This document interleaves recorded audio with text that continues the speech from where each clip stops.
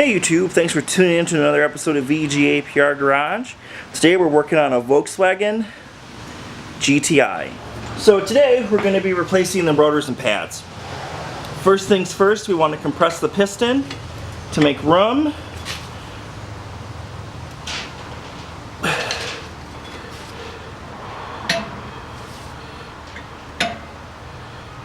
Alright, then we got these little plastic covers over the caliper bracket, or the caliper bolts, the slide pins for this. You just want to grab the ends, pull them off.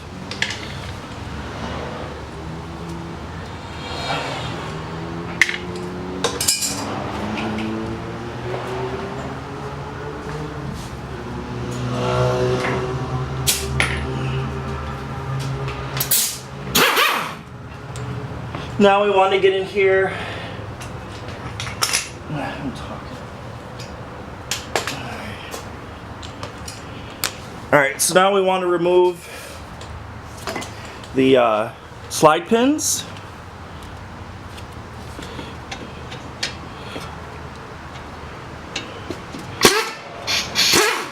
One. There we go.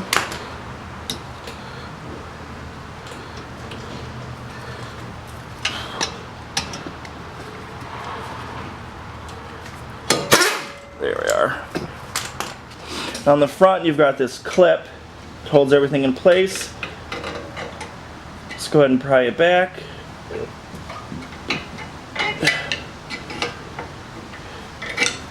Sure, someone will tell you that there's a better way to do it, you Volkswagen guys. And try not to get hit in the face with it. You want to remove your caliper now and hang it up. You don't ever want to let it hang by the brake line. Alright, so this pad is stuck in to the piston. And you can actually hang this right on the strut. Now, the pad has a connection because it's a wear indicator. These tabs are weird because they get dirty.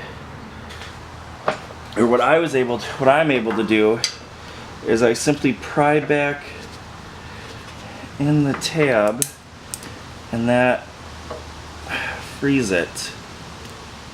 Should be free now. It sucks.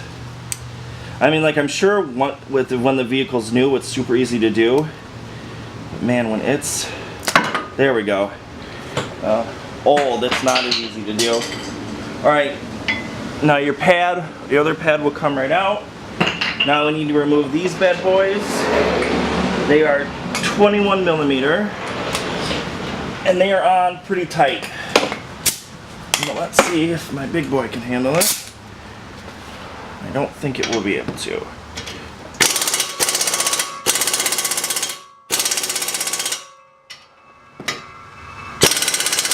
Nope. It's easier to just take a breaker bar to it.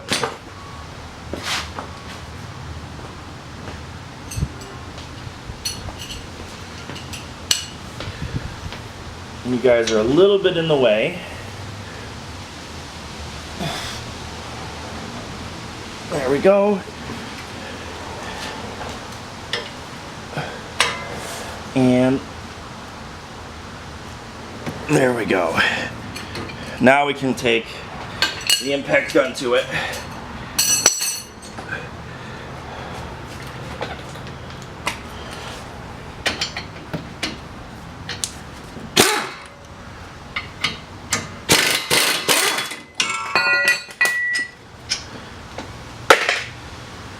Alright, like most rotors, there is a rotor screw right here. It is a Torx bit. You're going to want to go ahead and take that out. There we go. It is not necessary for reassembly, but it definitely makes it easier. Now this rotor it's stuck. So you want to take, I'm going to take my big gun here. Just hammer it off. Ooh, caught that right in time.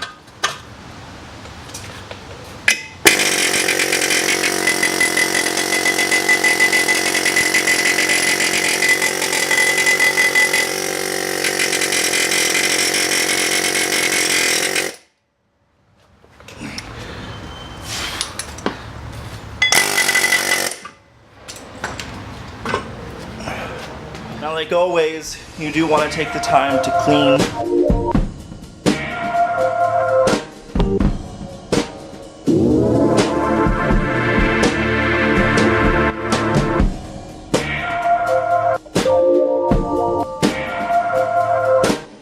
Now that we've put anti-seize on the hub, we want to take our new rotor and line the screw hole up with the hub, put in a few threads, and tighten it down.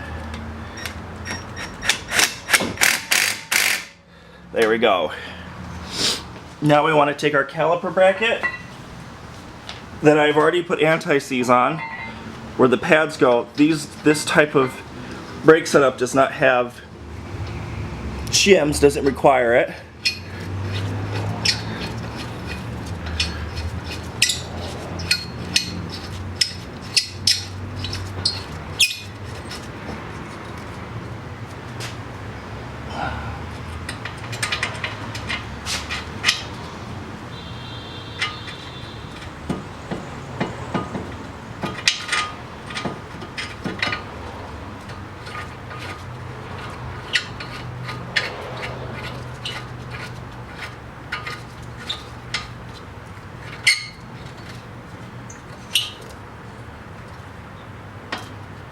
Alright, you want to torque the caliper bracket bolts down.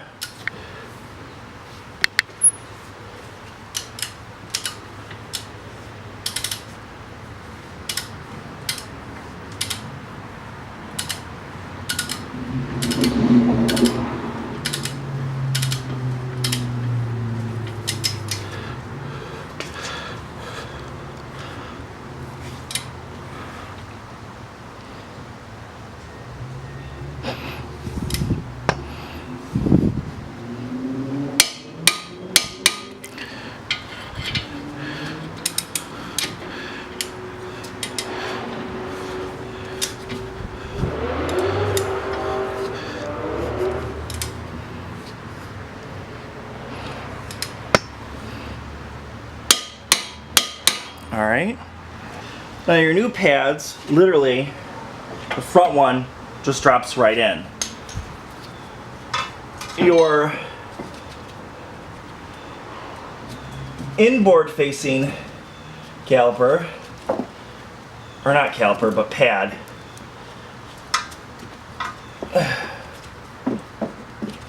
come on out. A little twisted, there we go. Let's move you guys up so you can see. Your inboard facing has these little clips on it.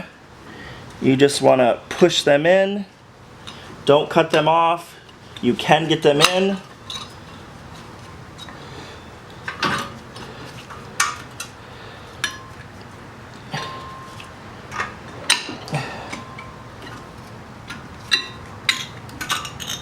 There we go.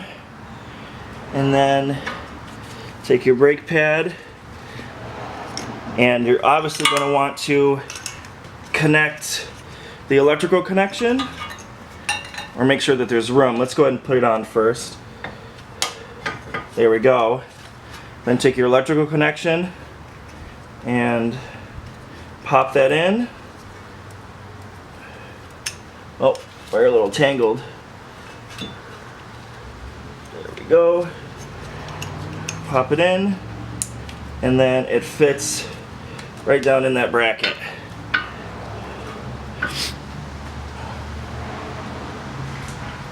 Now, we've got your guide pins. You definitely want to take the time to clean them off, and then obviously put I prefer to use 3M silicone paste, but a silicone paste will work. But I'm going to clean them and lube them up. Alright, so now that you've got your guide pin all lubed up with some silicone paste, you're just going to want to slide it in.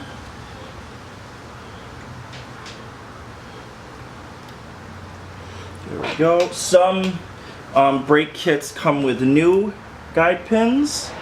That's always helpful.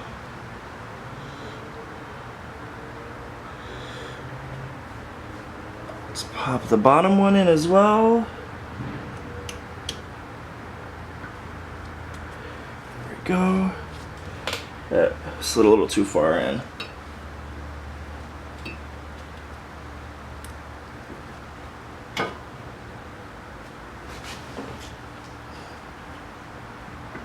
Yep, that did.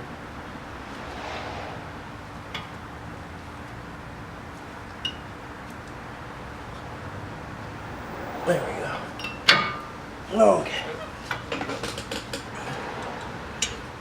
Alright. Now we're going to want to put this in.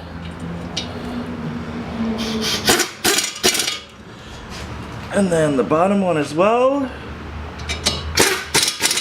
And then we're going to want to torque that down.